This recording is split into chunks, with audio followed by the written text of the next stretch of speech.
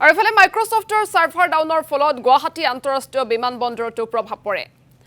অত্যধিক বিলম্ব হৈছে ইণ্ডিগো বিমানৰ উৰণ। বাতিল হৈছে কেইবাখনো বিমানৰ উৰণ। বিমান বাতিলক লৈ হাহাকাৰ অৱস্থাৰ সৃষ্টি হয় যাত্ৰীসকলৰ মাজত।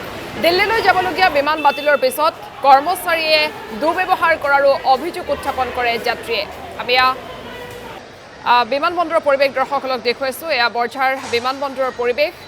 মাইক্ৰছফ্ট ছাৰ্ভাৰ ডাউনৰ ফলত গুৱাহাটী আন্তঃৰাষ্ট্ৰীয় বিমানবন্দৰতো ইয়াৰ প্ৰভাৱ পৰে। অত্যধিক বিলম্ব হয় ইণ্ডিগো বিমানৰ উৰণ।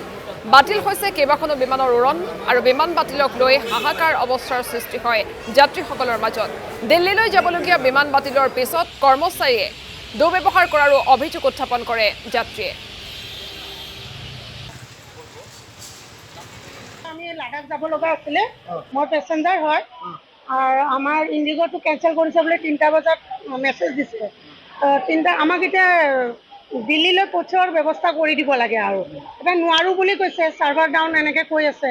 আমাক এনি হাও আমাক দিল্লী পঠাব লাগে। তেওঁলোকে এতিয়া কি কৰি পঠায় এইটো আমি নাজানো। মেছেজ 3টা বজাত আহিছে। ফ্লাইট আপোনাৰ 8টা বজাৰ ফ্লাইট আছিলে, ইণ্ডিগোৰ ফ্লাইট।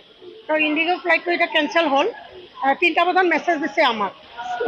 কেঞ্চেলৰ ৰিজনটো সেনেকৈ মোক কোৱা নাই, খালি কৈছে মানে ছাৰ্ভাৰ ডাউন হৈ আছে, চবৰে প্ৰব্লেম হোৱা বুলি কৈছে। আৰু এতিয়া তাকে কৈছোঁ, আমি বেলেগ একো কোৱা নাই, আমাক এতিয়া বেলেগ ব্যৱস্থা কৰি দিব লাগে বুলি কৈছোঁ। চবৰে এনেকুৱা প্ৰব্লেম ফেচ কৰিছে ইয়াতে যিমান আহিছে, অলপ মিছবিহেভিয়াৰ কৰিছে। আৰু আপোনালোকে আহক, ইণ্ডিগোত ৰিচিপশ্যনত কাম কৰক, তেতিয়া গম পাব আমাৰ জেগাত সেনেকৈ কৰিছে ছোৱালীজনীয়ে। এইটোতো কথা নহয়, আমিতো এনেই নাযাওঁ।